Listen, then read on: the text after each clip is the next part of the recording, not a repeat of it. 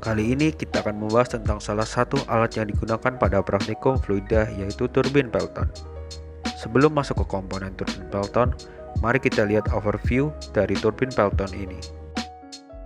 Turbin Pelton secara garis besar adalah alat yang digunakan untuk mengkonversi energi kinetik dari air menjadi energi mekanis. Biasanya digunakan pada sistem PLTA untuk menghasilkan energi listrik dengan induksi magnetik yang diputar secara terus-menerus pada poros atau shaft dari turbin tersebut. Untuk turbin Pelton yang digunakan kali ini merupakan turbin dengan dua bilah yang membentuk cekungan seperti sendok. Secara keseluruhan, praktikum yang dilakukan pada turbin Pelton ini dimaksudkan agar praktikan bisa mengetahui dan bisa menganalisis performasi dari turbin Pelton dan faktor-faktor yang mempengaruhinya.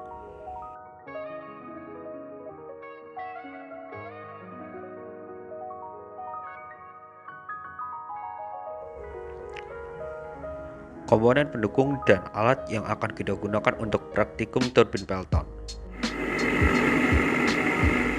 Yang pertama, pompa.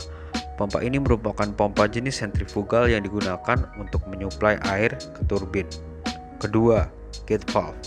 Gate valve atau katup gerbang digunakan untuk mengatur diameter bukaan pada pipa. Ketiga, spear valve digunakan untuk mengatur aliran atau luasan penampang pada pipa.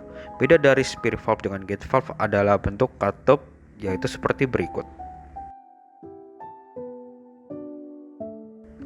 Keempat, rem prony. Rem prony akan kita gunakan sebagai alat untuk mengatur RPM keluaran dari turbin. Keenam, indikator rem. Indikator rem yang berbentuk pegas ini digunakan untuk membaca seberapa besar gaya pada torsi yang dilakukan dari rem prony. Ketujuh, flow meter. Flow meter digunakan untuk mengukur debit air yang sedang dialirkan pada keseluruhan sistem. Kedelapan, penggaris. Penggaris akan kita gunakan untuk mengukur beda ketinggian dari permukaan air pada bak saat sistem dijalankan dan pada saat sistem dalam kondisi diam. Selanjutnya kita masuk ke tahapan step by step dari turbin Pelton dalam keadaan untuk memulai running alat hingga pengambilan data satu persatu. Pertama, kita akan menyalakan pompa sentrifugal yang berada di bawah bak air. Putar switch kontak dari pompa ke posisi 1 untuk menyambungkan aliran listrik ke pompa. Kemudian kita putar lagi ke kanan pada posisi 2 untuk memulai pompa. Bisa dilihat mercury bar sebagai indikator dari tekanan pada pompa sudah naik, menandakan bahwa pompa sudah berjalan.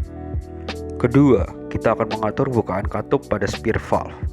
Untuk spear valve kita akan putar secara clockwise atau secara jarum jam untuk mengecilkan diameter katup dan begitu juga sebaliknya. Spear valve yang sudah diatur tidak akan diubah-ubah karena fungsinya adalah mengatur aliran ke turbin agar baik dan tidak menjadi turbulen dan bisa efisien saat mengenai bilah turbin. Spear valve kita atur sambil melihat aliran dari turbin apakah sudah cukup baik dan tidak terjadi turbulensi yang cukup besar. Ketiga, kita akan atur bukaan pada gate valve. Gate valve akan kita putar secara clockwise sama seperti spear valve untuk mengecilkan diameter katup. Begitu juga sebaliknya. Berbeda dengan spear valve, bukaan pada gate valve akan kita ubah dengan cara membuka secara putaran penuh, yaitu menjadi kondisi terbuka atau counterclockwise, dengan bukaan putaran penuhnya yaitu 3, 5, 7, dan full atau terbuka secara penuh. Setelah kita mengatur variabel bukaan katup pada gate valve, selanjutnya kita akan mengatur parameter RPM-nya. Pada pengaturan RPM ini, kita atur dengan mengencangkan skrup yang mengikat rem prony dengan piringan shaft turbin. Skrup ini kita putar secara clockwise untuk mengencangkan daya cengkramnya, sehingga RPM bisa kita kurangi secara perlahan. Turbin akan berputar secara counterclockwise dari pandangan ini, tetapi rem prony yang kita gunakan memiliki lengan yang akan menekan pegas secara counterclockwise juga. Dengan logika ini, jika rem prony semakin longgar, maka gaya dari turbin yang menggerakkan rem prony akan berkurang dan begitu juga sebaliknya, mengakibatkan gaya yang terbaca semakin kecil jika skrup dilonggarkan. Setelah mengatur RPM dan bukaan gate valve, Kita masuk ke pengambilan data yang pertama, yaitu tekanan dari pressure gauge.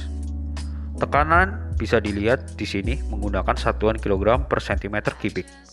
Setelah itu, kita baca debit aliran air pada flowmeter yang merupakan banyaknya volume air yang dialirkan pada sistem per detiknya.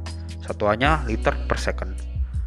Setelah itu, kita mengukur nilai dari tekanan torsi bekas yang diberikan remproni ke indikator gaya dalam satuan kilogram force. Yang terakhir, jangan lupa dengan menggunakan penggaris, kita mengukur ketinggian permukaan air pada bak besar. Dan jangan lupa, kita ukur ketinggian permukaan lagi pada saat kondisi alat tidak berjalan atau tidak sedang running. Hal ini dimaksudkan untuk menghitung beda ketinggian permukaan air yang tercipta dan saat turbin Pelton tidak berjalan. Hal ini dilakukan lagi untuk RPM lainnya. Jika sudah selesai, kita ganti bukaan gate valve dan kita lakukan lagi proses pengambilan data dari tahap-tahap yang sudah dijelaskan. Jika ada pertanyaan lain terkait proses pengambilan data dan pengaturan turbin Pelton, bisa langsung ditanyakan pada grader-grader yang bersangkutan.